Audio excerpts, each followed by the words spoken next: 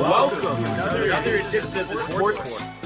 And we are back. We got the full crew in the house. That is what it's all about. The Yankees, out of any team in the league, are the best equipped to handle a blow like this. I think there is a higher power at play here. He's due law of averages. That dude is the ultimate scrub. It's trash. Yeah. Every person you have in there is fucking trash. Next game, you're going to see a big performance. You can see it in the end of the game, and I'm just totally stoked and excited for this. And we are back. Welcome to another edition of the Sports Report. And today, it is the Barnes, Tony, Renee from the couch. Good to have Renee back in the building. Oh, wow, dude. How you doing today, sir? Are you talking to me? Well, I don't call Renee sir. Oh, I don't know, dude. Yeah, maybe. I mean, I'm doing pretty well, dude. You know, it's hump day here. Almost done with the week, dude. We can get through it. Big day tomorrow. Big weekend for golf, too. So, you know, it's a lot to talk about. I'm not kidding, Tony. I know I've been saying this the last 2 days. The energy is through the building. Excitement everywhere you look. Yeah. Oh, my God, dude. Yeah, it's absolutely, like, totally stoked for baseball here. Finally having some nice, you know, back-to-back days. Yesterday looked like it was going to be all overcast and shitty. Turned out to be a nice day, too. Michael and I had threw some nice little catch, dude. The gloves outside. Oh, let's go. Where was the footage of this? Dude. Where was the footage? Dude, we don't need footage, all right? It was just a couple dudes being guys. I don't know. Right, I don't know dude? if Michael agrees with we don't need footage. No, honestly. yeah. I mean, I'm sure he could have filmed it if he wanted to, but it was, you know, just relaxing, dude. Summer breeze, springtime breeze. Baseball's in the air. That is what it's all about. It really is. So much to get to. And oh baby, Michael says. So of course we appreciate him tuning in. I'm actually glad that he is with us right here. Because I wanted to ask you this too. I was just kind of thinking about it. You know how we were talking before the show that I was saying how I've been to the gym the last 2 days, like back with the weights and stuff. Oh yeah. So I was thinking, and I know he's done like a full day or like 3 days in a row, 4 days in a row. What is the deal? Is it like the best fasting time? Is it eating only from 12 to 6? Is that what it is? Intermittent? I know I'm not saying it right, but intermittent fasting is what it is. I mean, I guess kind of depends. I mean, I fasted intermittently when I was working back at MLB Network. But I worked like crazy schedules, like 6 p.m. to 2 a.m. So like sometimes I would have dinner at midnight and then not, because I'm working. That's my dinner time is midnight. I got you. And then I would not eat again until like 4 o'clock the next day or something like that. Like, so I guess it kind of depends on your schedule, but as long as you get in, Michael would know specifically. I think, did he leave a comment about this? No, not about this. He says, say? haha, always need footage of Barnes. It was DTV spring training. I want to join a league this summer, either softball or baseball. How about for both? DTV. How about both? And a basketball league, and a golf league, and a bowling league. No, but that's where I'm at, Tony, where I just want to do everything. All the best stuff. Let's just do it. Yeah. I mean, ideally, I would love to be in all of those leagues with all of you guys. I think we can. We could do anything. But there's nothing that we can't do. Nothing. Do we still have that or not? Yeah. It's you haven't played it in a while. Oh my goodness, dude. You're on. There's nothing. I believe we have another comment. We do the Sports Aces podcast, which is brought to you by Chris Ortega. Who you've seen comment here before. He says, we support the Downtime Team podcast. Shout out to the whole Downtime TV team. Appreciate Sports Aces podcast. I believe they're on every Wednesday, Friday, I think. Let's go. Is their schedule? We love you guys. We appreciate the support, and we appreciate everybody's support. That's what it's all about. Especially a fellow sports podcast, dude. We love engaging with you guys. But yeah, so kind of just, touching up on what we were just talking about with the fasting, Tony. I just want to just like kind of really, like I was saying about just doing everything, going for it. I'm thinking, I think a 12 to 6er makes sense, at least. Yeah. Because if it's just done, let's say Monday through Thursday, Monday through Friday, that's still going to be effective, no? Oh yeah. Yeah. That's what I'm thinking. I think I'm just really trying to like maximize it. But boy, I can't wait to get this sore period over with. It is like just lifting the smallest thing, like back, just burning acid, like running down my arms. You gotta stretch, dude. Yeah, that's the thing. I've basically probably stretched less than 10 times in my life. Right. Lifting, before, after, golf, nothing. Just can't do it. He says he'll be in the studio soon. Discuss fasting. Let's join some leagues. Legit, it's time. All right, let's go, Michael. I'm pumped to talk about that with And then he you. thinks at Sports Aces, I'll sub as well. He says, Let's go. Let's go. Let's go. Let's go. Let's go. But let's go, Tony, to the world of Major League Baseball. Whoa, dude. 2-2. He got him swinging. A back-to-back strikeouts for Robbie Ray. There's damage right there. Shohei. Way. Sayonara. Where did that land? Stuck to Chapman, who leaps up and grabs it. Story spins and fires. Out at first. There it goes. See ya. Home run, Aaron Judge. I was just saying to Tony, we are pumped. Matthew gave me the confirmation yesterday. He will be here on Friday to recap opening day. Tradition like no other. A tradition like no other. And I'm sure, too, that Michael and Renee will be here, too. So you could basically say, maybe Jay, the whole crew's in the house, or Jay's got commitments. No, Jay Friday, he's in. So I'm saying the whole crew. The whole crew is in the house. So I guess where I wanted to start with, we said we were going to do our, predictions today. And I just wanted to recap because we did our division previews a few weeks ago, so wanted to kind of recap that. I don't know, Tony, is there something, because I have my file on here, but would it be easier if we put, I don't know if we wrote this down or what, if I just gave you division winners, just to put it somewhere? Oh, yeah. Because I feel like this is going to get buried in the archives, Yeah, you know what? I'll mark this page right here. Nice label it, little divisional winners here, and then I can put it in something in the group or something later, dude. All right, dope. Keep an eye on it. So we're gonna start AL West, and you have the Astros as champs. So you have it written down? Yeah, no, I do, but I'm saying I want it on something like that. Yeah, because I feel like you're better with organization than me. Oh wow, thank you. So you have the Astros, I have the Mariners. Nice. And then AL Central, you have the Guardians, I have the White Sox. Wow, the Guardians. And then NL West, you have the Padres, I have the Dodgers. And Dodgers, sorry. And then NL Central, you have the Cardinals, I have the Brewers. And then the AL East, we both have the Yankees. And then NL East, you have the Mets, and I have the Braves. Wow, dude. So obviously that is sick. And you know what? I wasn't thinking about doing this, but I think we might as well. Let's expand upon that. And you want me or you to go first? We're gonna go through wild cards each league. Ooh. You go first right now. I'm still writing down. Okay. So definitely pencil in the Blue Jays. Nice. And then definitely pencil in the Astros. And I am gonna say, so for the third wild card, I am gonna go with the Guardians. Ooh. Okay. And what do you got, sir, for your American League? I'm gonna say. It's kind of funny. I'm gonna say the White Sox in there. I know it's kind of tough not to pick the Blue Jays too. Give me Blue Jays, White Sox,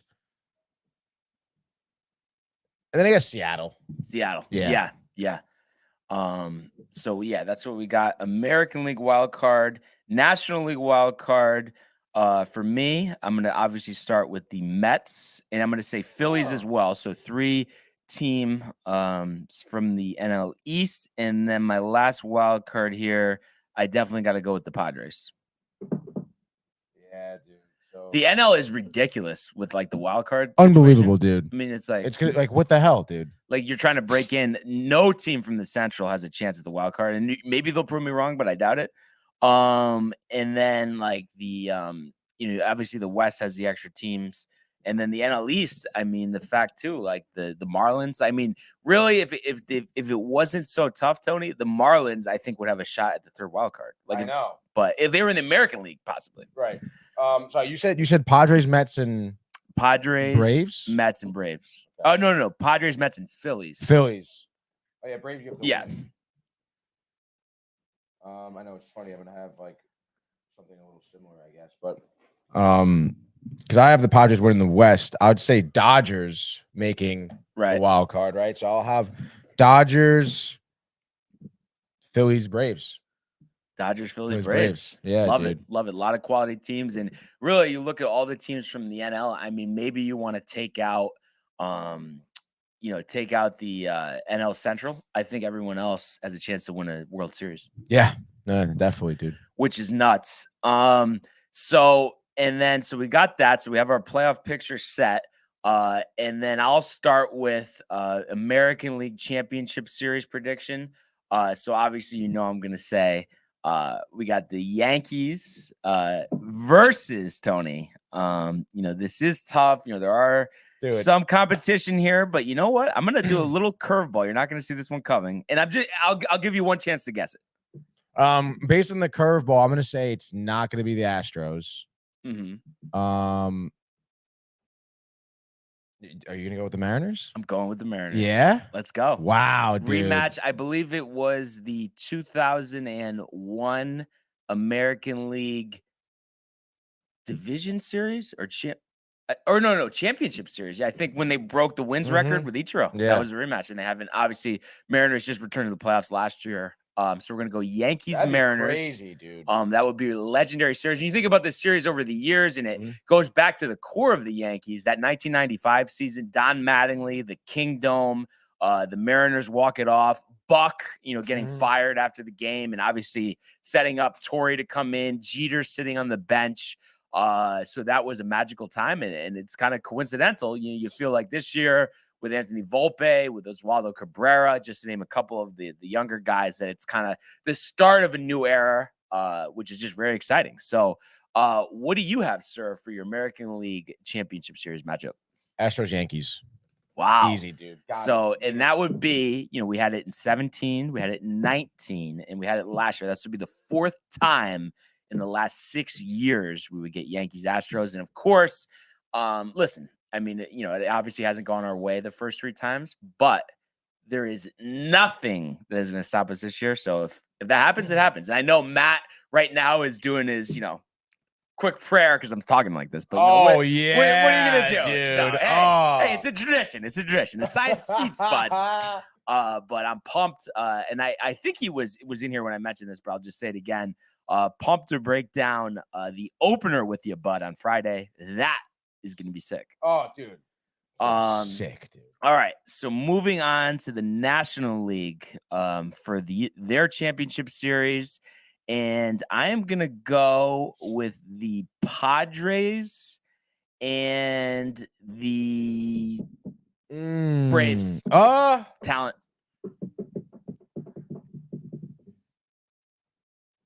right, dude. I'm running out of room here. I'm definitely going with, obviously, the Mets. The Mets here. And you know what, dude? Let's say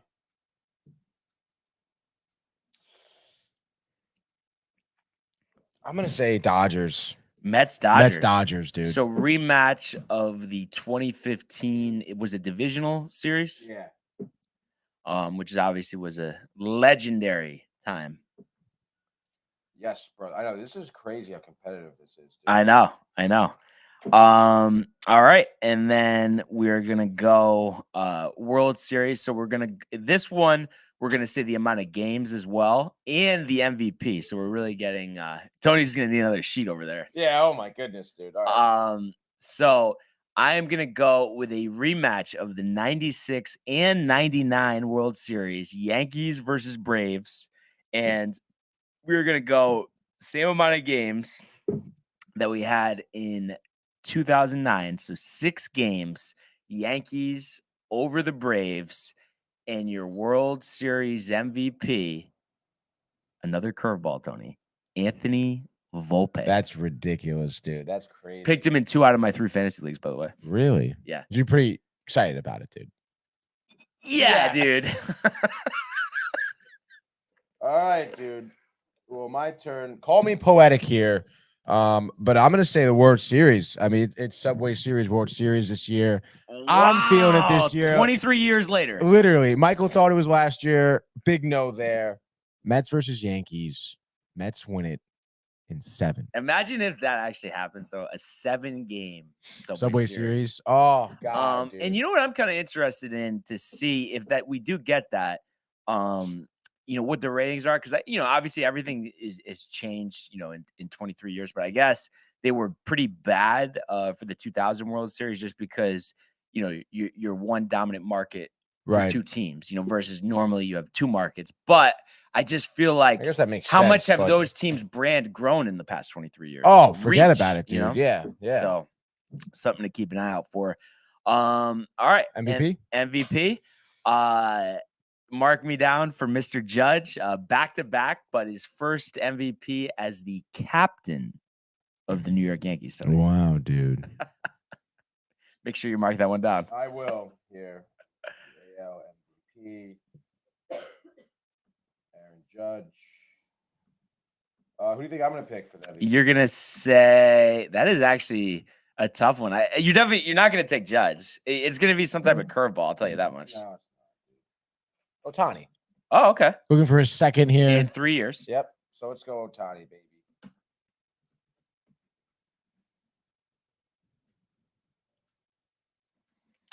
And then okay, so we got NL MVP.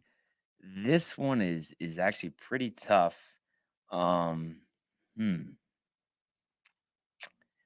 Just gotta look at this one more time here. I mean, obviously, Goldschmidt won it last year. I don't think he's gonna win it again. Ooh, Barnes is taking his time. Let's go, dude. Yeah. The research. It's tough, dude. It's so tough. It really is. All right. I'm gonna just kind of give this a shot. I'm gonna say Austin Riley. Wow. Ascending player, was a top prospect, struggled initially, and then has really went off the last couple of seasons. And he does seem primed to be the future Yankee third baseman, by the way. Love it, dude. I'm gonna say Trey Turner for the Phillies. Bryce Harper's gonna be out. I think he's coming hot, pick up the slack. Easy money. Done. And then AL Rookie of the Year. He's also going to win the World Series MVP. And I believe, too, if I'm not mistaken. Actually, no, I am mistaken. What was the deal? It was like, I guess Derek Jeter won the World Series MVP and the All-Star Game MVP, but not the Rookie of the Year. Yeah. No. So Volpe, American League Rookie of the Year. What do you have, sir? That's a good question. I mean, you got Gunnar Henderson in Baltimore, expected to make number 1 actually prospect. Yeah. I know. I was looking at him, but I don't know. Put me down for Gunnar. Why not? Dude? Gunnar. So you got Volpe. For Barnes. The Legends. And I got Gunnar. What up, brother? Give me something, Michael. All right, let's go. NL. NL Roy, dude. All right. I'm between a couple guys here, but you know what? I'm gonna give him the benefit of the doubt. I took over 2 fantasy teams. Do it. Francisco Alvarez. Did you know I was gonna say it? Baby. Yeah, I felt it, dude. Alvarez across the board for me too. Let's go, baby. All right, so we got that, and then the next thing we got to do, American League Cy Young. All right, so let me just think about this for 1 second. I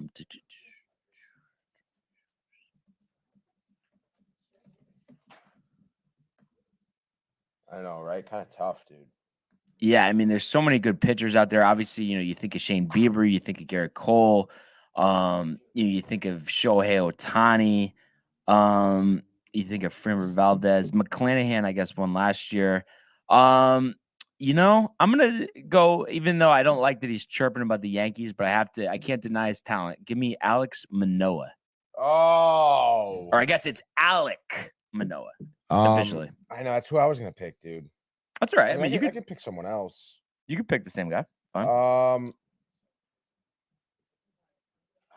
All right, hold on, put it down. Oh, and I'm an idiot. McClanahan won the year before. Verlander won last year. I keep messing that up. You just don't like Verlander. Is what it is. You keep overlooking the Astros. The age. Oh, the age.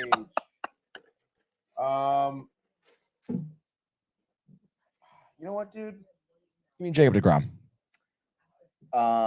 Jacob deGrom. Wow. Okay. And National League Cy Young Award winner, I am going to go with Corbin Burns. And it'll be interesting to see if he sticks with the team, for the rest of the year. Okay. I'll take Max Scherzer, dude. Wow. Yeah. You know what I just realized, though? What's up? One thing you forgot to say.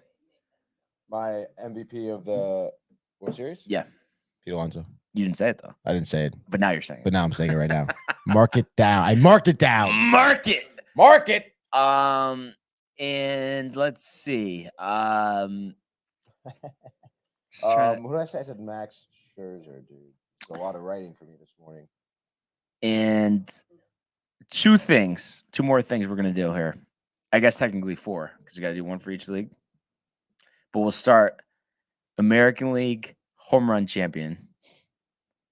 Back-to-back years. Aaron Judge. Oh, that's tough, dude. American League.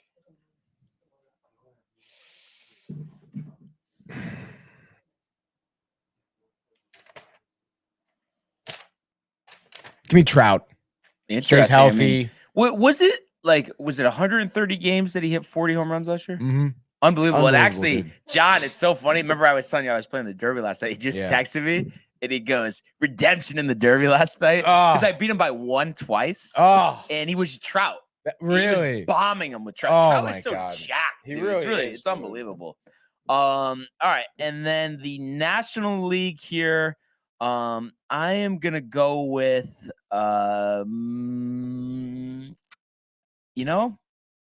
give me Pete Alonso. Wow, dude. He's got the power. Right, Michael? All right, so Judge and Trout there. Brian taking me by surprise with Alonso. Hey, I told you, if anything, I'm fair, Tony. Well, it's Michael and Renee can tell you. I'm gonna say Juan Soto, dude. Wow. I was thinking about him for MVP. I just don't like that he's dealing with this oblique issue. Yeah, but I think it'd be fine. He's young. All right, and then we got the batting champions from both leagues. I'm gonna do a huge surprise here, Tony. I mean, not that huge, but a little bit, because he's hit under 270 the last 2 years. Give me DJ LeMahieu. Wow, batting title. Barnes has DJ LeMahieu. In the AL, give me Vladdy. Vladdy, wow! Yeah. So due for a comeback year. He really is, dude. I was talking to our Canadian friends about that. Oh yes, the Canadian friends, Michael. Have you heard about the Canadian friends? He listens to every second of the sports report. How could he not? Okay, so Tony here takes Vlad Jr. And then now we're on to the NL batting title, buddy. NL batting title. All right, let me just see here. There's a couple different things I was thinking about. Give me 1 second.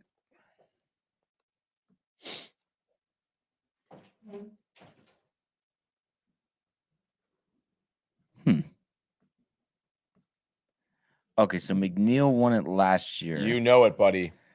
He's not he's not gonna win it this year, but give me Trey Turner.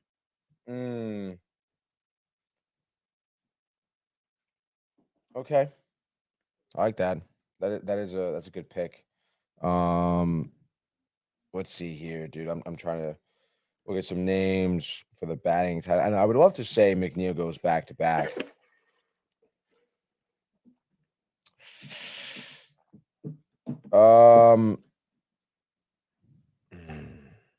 For the NL, I'll take Austin Riley. Wow, Yeah. there we go. And then I know I said only one more, but we got one more. What do you got, dude? Comeback player of the year. I'll start in the American League. Give me Anthony Rendon. Wow, dude. Telling you, dude, 30 and 100. And he's All going right, to play so 140 games. Comeback. Yeah. We're in the AL here. Brian has Rendon. Comeback player of the year. Wow, dude, that's tough. Mm.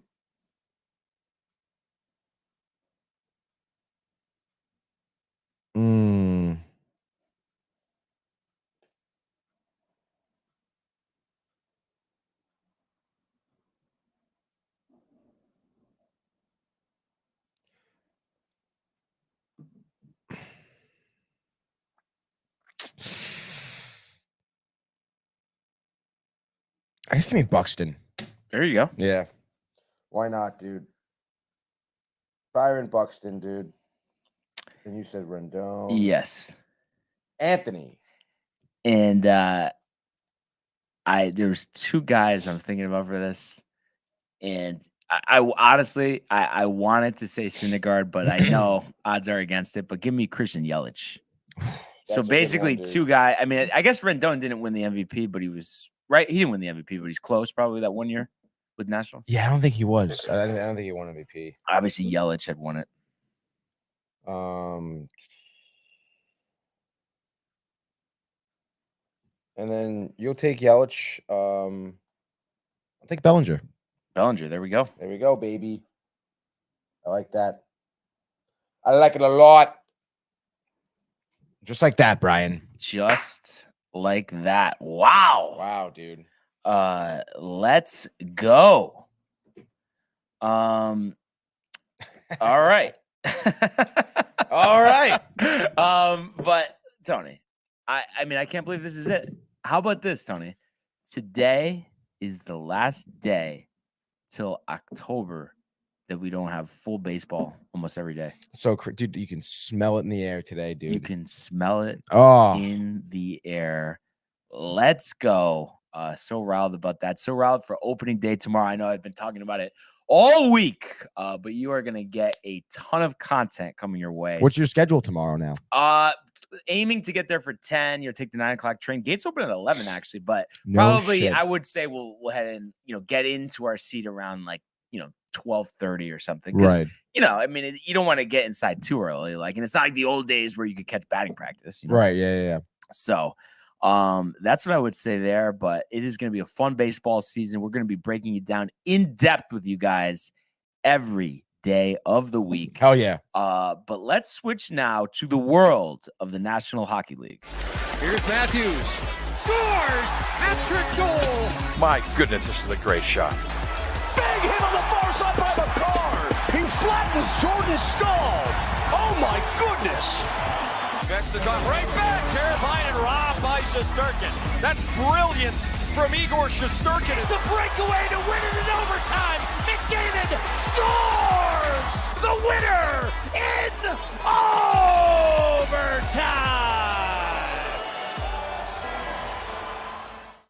All right, people, let's go. Hockey, here we go, dude. Big night for the Rangers. It's actually so funny. Obviously we know the Rangers clinched, a playoff berth here over the weekend with Buffalo losing to the Canadiens, I believe it was. But still a lot, lies in the balance of these upcoming games here with the Rangers. To Michael's surprise, I believe the Rangers are now only 1 point behind the Devils there for third place. But we'll get more into the standings after we recap the game. But I was going to rugby practice last night, and someone, the ultimate frisbee at the field before, whatever, dude. But someone was watching the Rangers pregame on their laptop, and she was like, "Oh, Rangers game," because I was like looking at it. I was like, "Oh yeah, big game." She goes, "Yeah, not really. We're already in the playoffs." I'm like, what? Playing for home ice advantage here, okay? It's a huge game, okay? It's against the fucking Blue Jackets. You got to win this game, and that's exactly what the Rangers did last night. They beat the Blue Jackets 6-2. Total utter dominance here by the Rangers, and it started with one person who have been saying all season that their play starts with, and it's Igor Shesterkin. It's big saves on the defensive end that translate into momentum going forward onto offense. And Igor, because God knows the Blue Jackets came out kind of hot. Johnny Gaudreau and some company had some really big chances in the first 2-3 minutes, of the game last night. And it's kind of disheartening because you're what the hell, man? Rangers came out flat-footed, but nonetheless, Shesterkin is there in between the pipes in front of the net to totally shut down the Blue Jackets. He had a great glove save on Gaudreau, who was wide open in front of the net. And we'll get more into that too, because they were, just letting him roam free. Johnny Gaudreau, the one guy you should be covering on defense, you're letting roam free in front of your net. Big mistake there. And I think he ended up having a goal last night. But, the first couple of minutes, again, Blue Jackets, bang, bang, bang, bang, shots. Shesterkin, save.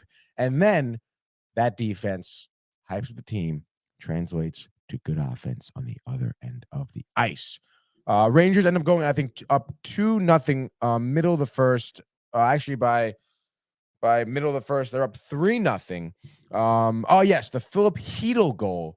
Again, we've been talking about this kid line doing a phenomenal job in creating scoring opportunities, and that's exactly what happened. K'Andre Miller was on the ice to Alexis Lafreniere, obviously Capo Caco, all rushing up the ice, having some good passes. I think K'Andre Miller had a slapper, or just a deep wrist shot.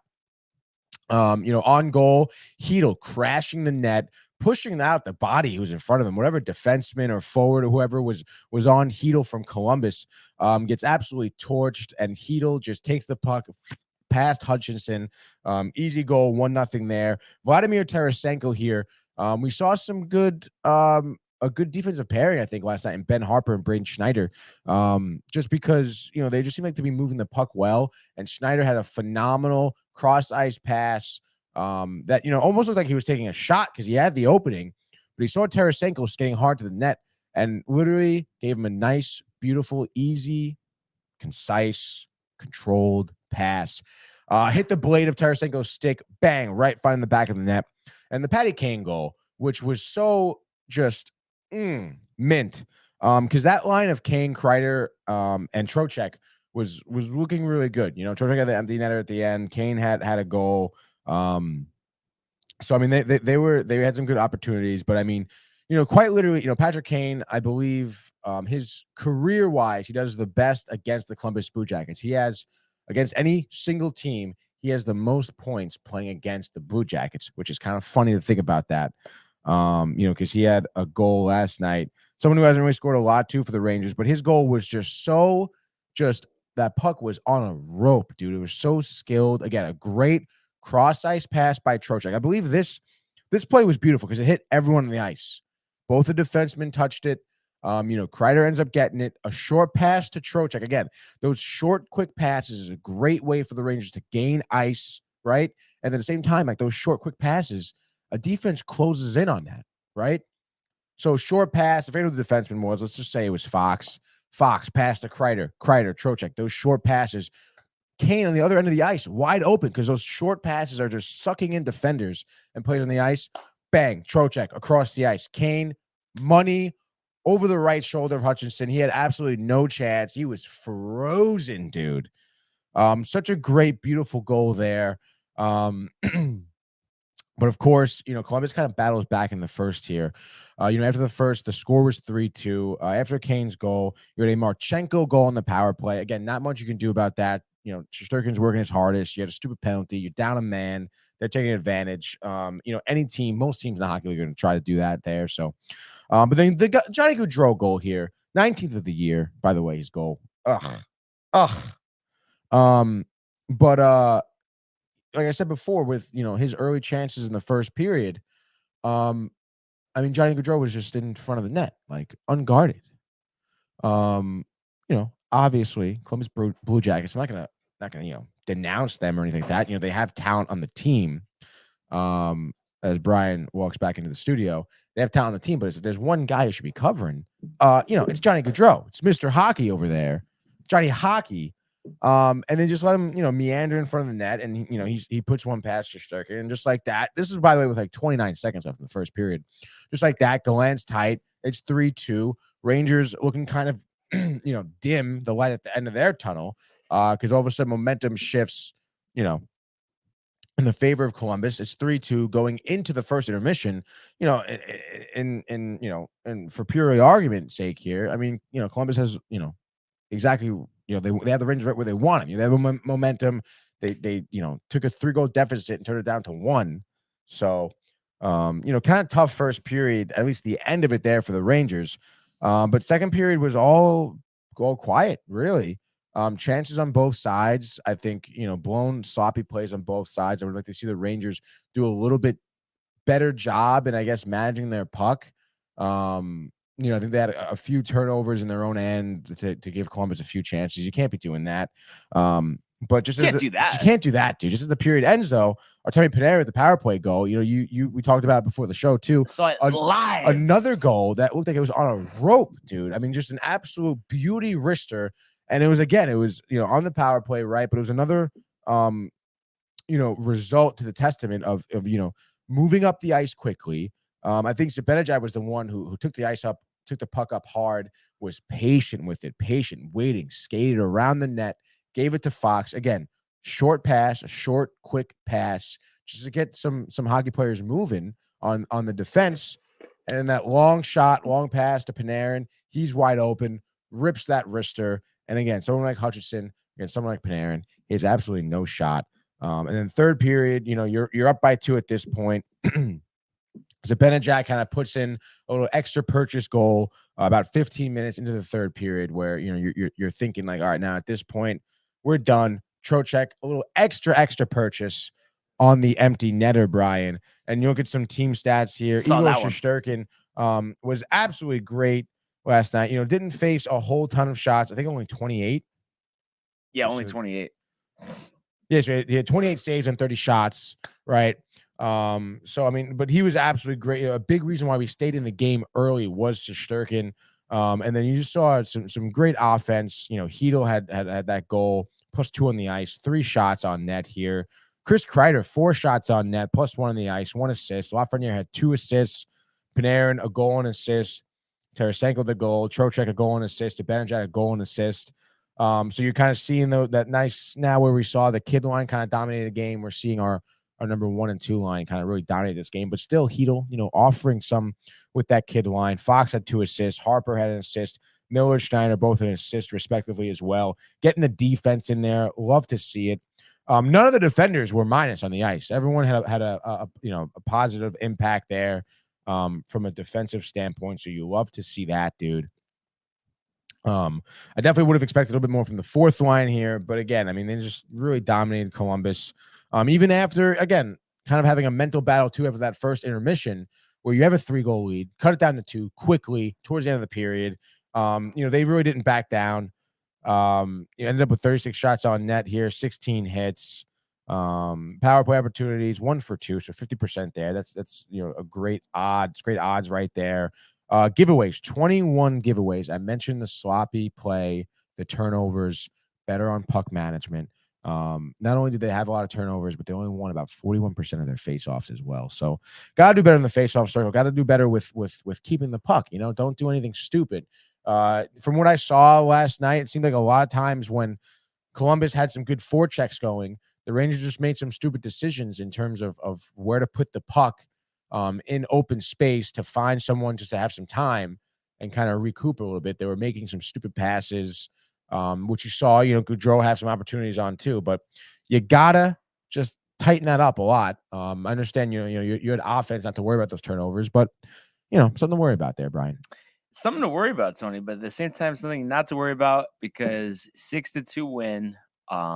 They have been on fire recently. And I feel like we were just talking about the whole, just want to do it all. Just want the best right here. I mean, it's like, go win a Stanley Cup.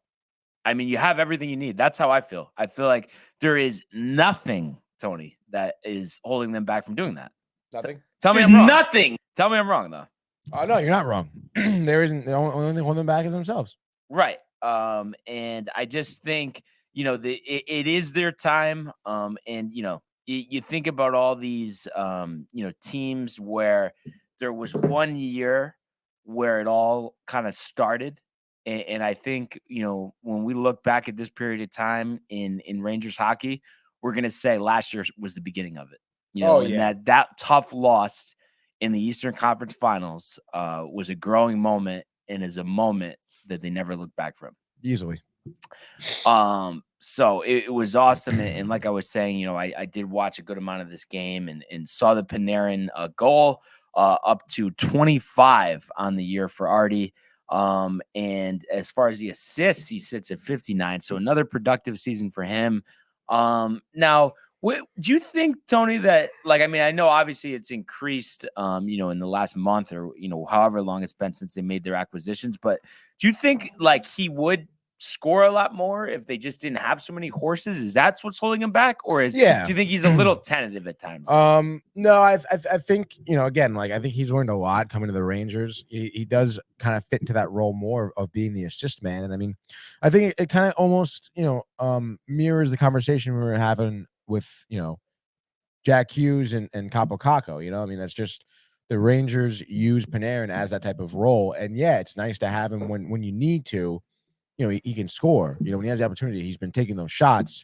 I think it took him some time to realize that, because I'm sure, he was getting hammered in his head, look for Zibanejad, look for Zibanejad out of the ice.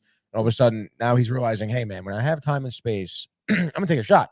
Mm-hmm. And because of that, because of his skill, he's going to be able to score. And yes, I guess to answer your question, if he was, if there wasn't that much talent on the Rangers, he would probably be more of a 35, 40 goal guy. Yeah. So, I have to admit, I think I have been a little tough on him. And I think I always just kind of sometimes will look at numbers. And it is true that you can't just look at numbers, and you have to think of things like circumstance. And I think that's a perfect example. Now, any chance, Tony, because we got 8 games left, so do the Devils. I mean, we are 2 points behind. I mean, we saw them lose to the Islanders the other night. Any shot of that? Of us overtaking the. But I know you say about the Lightning, but it's just a thing. Obviously, you want to finish as high as possible. I mean, when you think about it, I mean, it's possible. We play the Devils on tomorrow, Thursday. Okay, right. And that one's in New Jersey? Yeah, it's in New Jersey. Okay. And then again, just looking ahead for the Devils schedule, they play the Blackhawks, the Jets, the Penguins, the Blue Jackets, then they finish off with the Bruins, Sabres, Capitals. So kind of, I guess, a mix of good teams and not so great teams. But again, I think it's the Devils' position to kind of lose.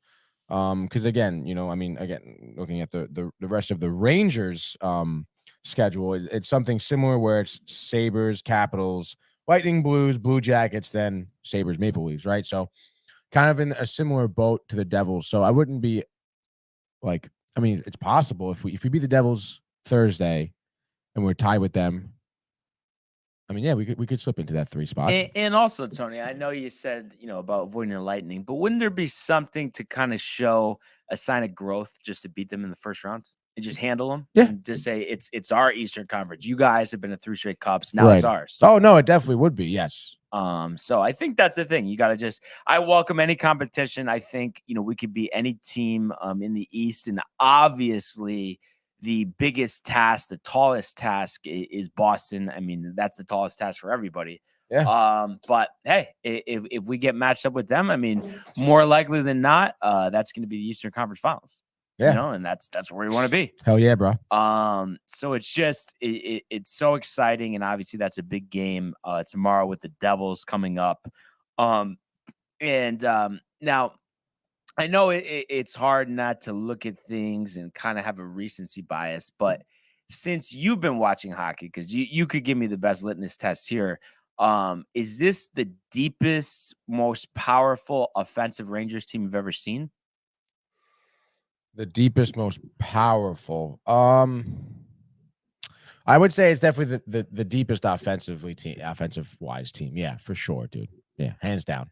I just feel like, because really all the lines have guys that are top talent. Literally. I mean, there really isn't a line that's bad, and it's kind of ridiculous. So it's just so exciting. If you could do me a favor, I didn't get a chance to do this. I just wanted to pull up. I know obviously you had the Rangers, but if you could just pull up the scores, I wanted to just update our points wise. Did you happen to look at how you did last night, or you didn't? I think nothing great, dude. I looked at it. Well, I the think Rangers late obviously last night. Well, yeah, Rangers obviously won, but then I also picked the Penguins over the Red Wings. I think, right? Yeah, you did do that. Red Wings won 7-4. I picked the Kings over the Flames. Flames won 2-1. And then you had the Knights. And then the Golden Knights over the Oilers. And the Oilers won 7-4. So you got 1 point. Oh, and actually, I didn't even realize. I guess today's picks count too, but I mean, it's basically sayonara, Tomorrow, Tony. yeah, unless we're dude. taking like the women's basketball tournament, the NIT, head-to-head golf matchups. I mean, Sure. rules are rules. So NBA, we gotta get NBA going. All right, and then let's see. So for me, Bruins, Hurricanes, Sharks, Flyers. What do you got? Sharks won 3-0. Wow, Carlson or no? No, Carlson. So that's 1. Bruins, you picked? Yep. Predators beat them 2-1. Okay. And you pick Lightning? No, I have Hurricanes, Flyers. Hurricanes lost 4-0 in the Lightning. Flyers?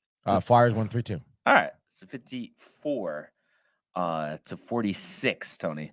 Trying to think too. I feel like we should start doing something, and we could even do this with like our previews. Obviously, everybody watching, heard what we said, but where do you think would be a good, like, is it Twitter? Do we post it? Where's a good spot to post our like predictions and updated pick standings? Twitter, I think, would be amazing. Twitter, and do we go screenshot of like a written document, or do we just, because is there any more character limits, or it's pretty, or there is, but it's pretty deep? I think 250 maybe. But we could go multiple tweets, so we could just get that going on the Sports Board Twitter. Yeah, definitely, dude. So good stuff there. And obviously, we just talked about some of the games, from last night. I have to say, I'm pretty surprised. A couple of those results. I mean, the two most surprising to me, the fact that the Preds did beat the Bruins, and I know they have nothing really to play for at this point.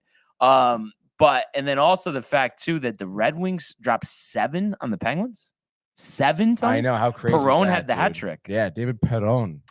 Nice to see the Flyers take business. Tough game against the Canadiens. Yeah. Frost had 2 goals there. And then the Oilers. I feel like you're getting a little nervous about the Oilers now. No. 3 assists for McDavid. Doesn't matter, dude. Tony. Stop it, dude. Stop it. But are you sure? Hopkins had 4 assists. How about that? Are you sure though? Deep down, there's not some animosity, not towards the Oilers, but towards McDavid specifically. No. I don't know. I mean, I don't know. You just seem a little. I'm trying to think of the right word for it, but tight, basically. No. Is it? What is it? Just that I just keep hammering home McDavid, and maybe like this guy's just talking nonsense. Yeah, it's not gonna coming happen. to New York. Never gonna come to New York, dude. But are you expecting? Obviously, matchup is very important, obviously, but with the Oilers, like, are you set on that it's a one and done scenario? What do you mean, like no, they're not advancing in the playoffs? Oh, like out first round? Yes. I guess it kind of depends on who they face in the first round. I know we were looking at it yesterday. They were lined up with the Avs. Like, I know you would take Colorado in that scenario. Yeah, it would definitely be a one and done at that point for sure. So, yeah. Just so exciting, but also too, like, it's exciting.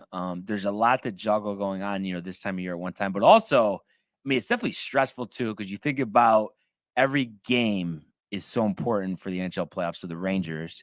And then we've been waiting all offseason for baseball, and you know how we are, and everybody's, one game. No. It's not just one game. Right. They're all a piece of the puzzle. Yeah. So it just makes it so exciting. I mean, there's no other way to say it, but I'm definitely pumped for the playoffs. So a light slate tonight, Tony. Only 3 games. You got the doubleheader on TNT, Isles, Caps, Wild, Avalanche, and then on ESPN Plus, you have the Panthers and the Maple Leafs, and obviously that's something we'll be keeping an eye out for. Pulling ahead of the Maple Leafs, a loss by them here in regulation would definitely do the Rangers some good, avoiding that point there. So we can go, one each in a common. What do you want to start out with here? I'll do Florida. Verhage, 2 goals and an assist. Kachuk, 2 goals and an assist. Maple Leafs lose 4-2. Are you almost like McDavid with the Maple Leafs or not? No. But you want to see it. Yeah. I mean, it really, if you think about it though, like, they're almost the Brooklyn Nets. The Maple Leafs? Yeah. Think about all the guys that are on that team. And you're telling me you can't win one playoff series? I know, dude. Like, pretty embarrassing. Very embarrassing. All right. So you go Maple Leafs. Not Maple Leafs, Panthers. Come on, dude. Come on, dude. And then I am gonna go. I gotta go with Colorado. I know Minnesota's been hot.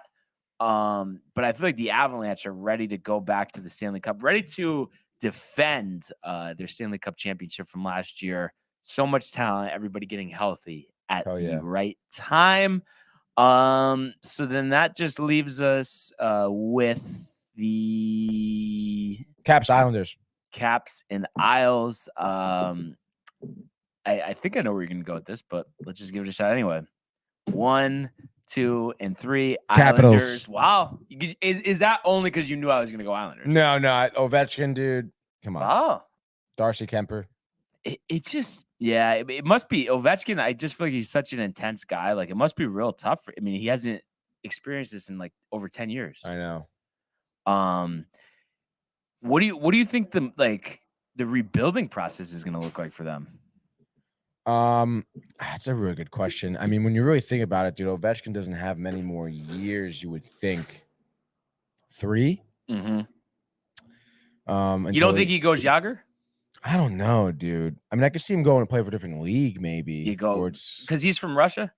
Yeah, I think so. Yeah, so because that's what Yager did, right? He's playing in Russia. Yeah, he's an owner player over in some league over there. So, okay, which is so funny.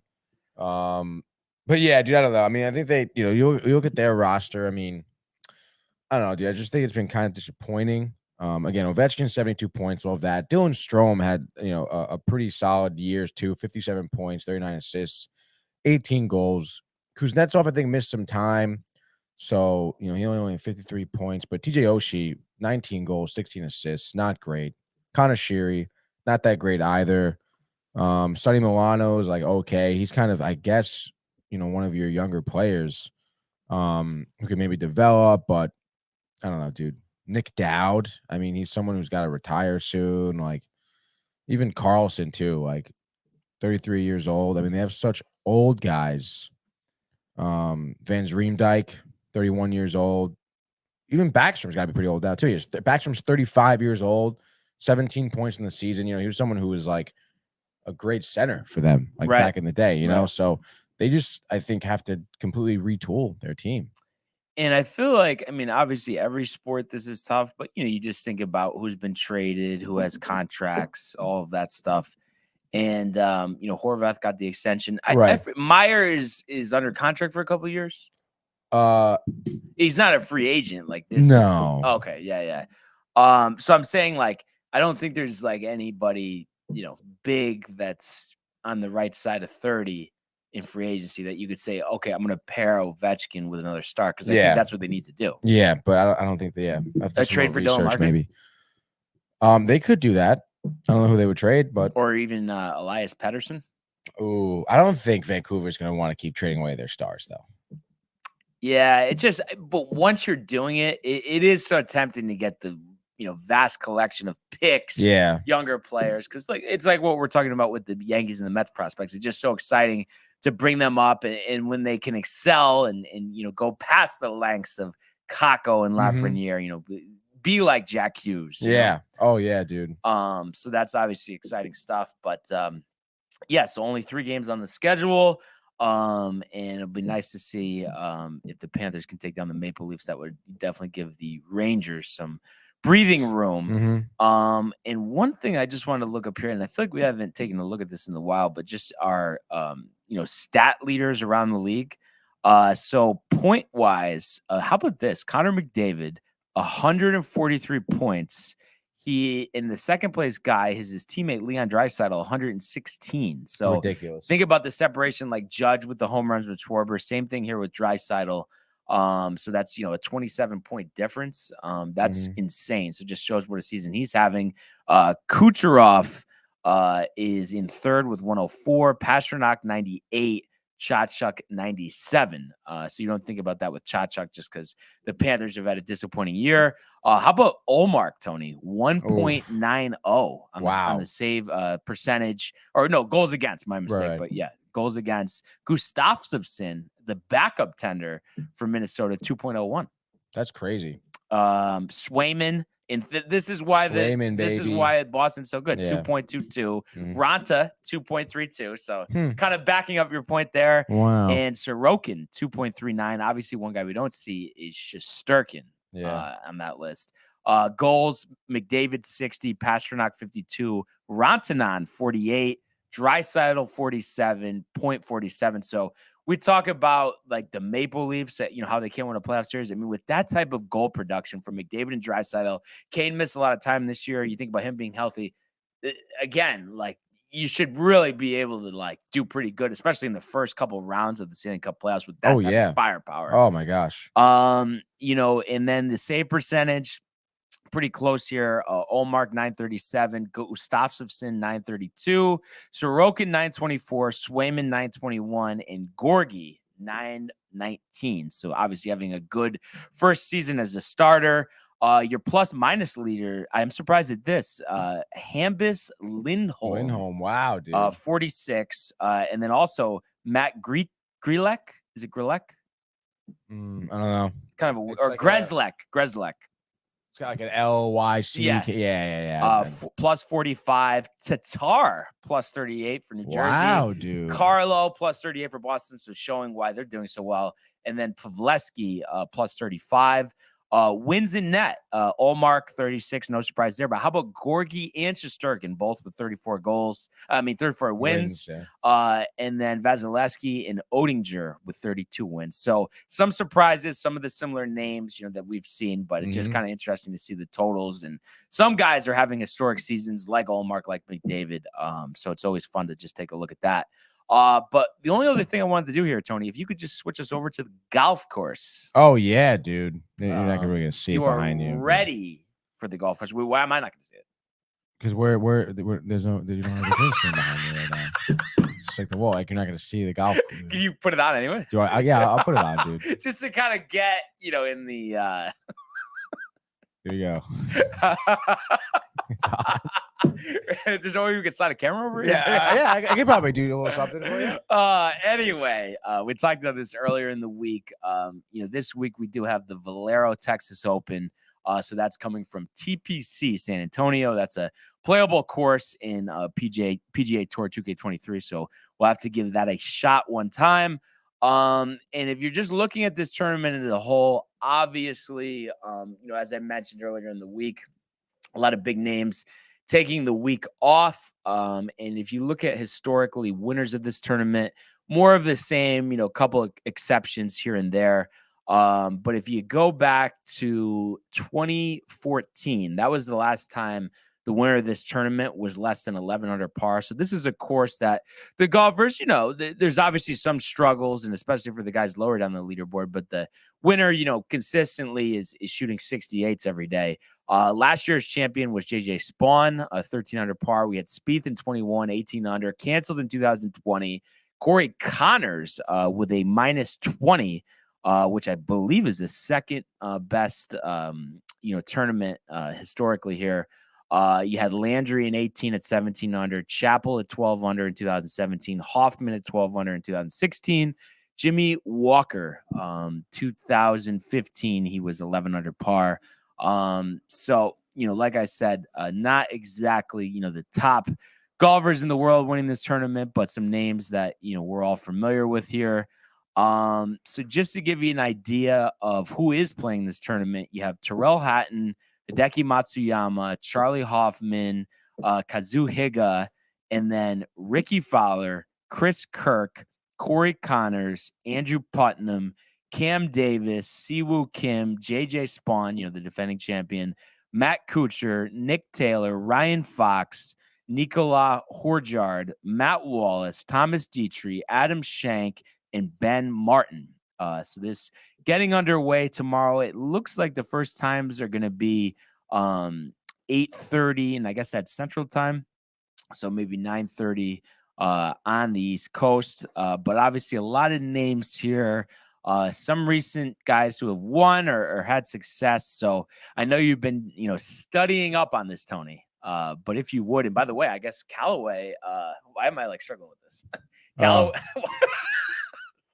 Callaway, I guess, is going to be one of our sponsors, Tony. No? Yeah. Why not, dude? I mean, something like this. It's right there, dude. This is what it's all about, no? Yeah, dude. Look at you. You're on the course. Look at you're having a good time. There we go. Yeah. But what do we got here, sir? All right, dude. I was looking up some stats and such. I have Taylor Montgomery. Wow. Okay. Rookie, winning. I believe, right? Yes. Yeah. 28 years old, maybe 28 years old. Yeah. Fucking, I guess first year on the PGA Tour, turned pro in 2017. Yeah. From University of Nevada, Las Vegas, dude. Native to Las Vegas, actually, too. Pretty crazy. But I was looking up some of his stats. He's got a decent drive, averaging 306 yards per drive, which ranks around 36 around the tour.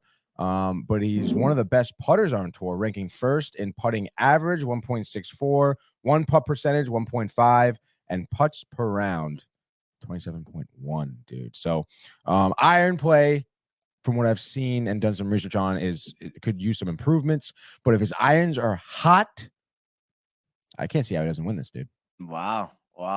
And I'm gonna throw a little curveball at you here. You're up in the off speed today, huh?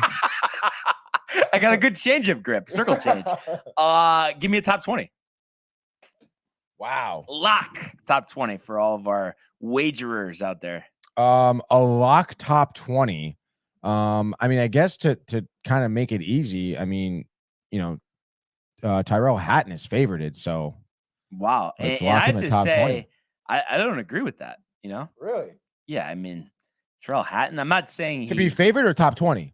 No, top 20 I think is nice, but Yeah. to be favored I think is crazy. Kind of ridiculous? Yeah. Yeah, I don't know much about him specifically, but The Englishman. yeah. But he's had some high finishes, but Yeah. I think favored is ridiculous. All right. So for my winner, and Michael will be so riled about this. So I'm gonna go with Mr. Ricky Fowler. Wow. He has not won a tournament since 2018. So that goes back 5 years. But of recent, he has been on a heater. He was 17th at the Dell Match Play this past week, 13th at the Players, 31st at the Arnold Palmer, 20th at the Genesis, 10th at the Phoenix Open, 11th at the Farmers Insurance Open. And he did finish back in the fall portion of the schedule at the Zozo. He did finish second, has only missed, and then sixth at the opening tournament, the 40 net in September. He only missed one cut actually in Las Vegas at the Shriners. So it's just like I've watched it on the PGA Tour live coverage and the weekend coverage. He's locked in. There's a sense of confidence in Ricky Fowler that we haven't seen in a long time. So I'm sure his fans are excited to see that.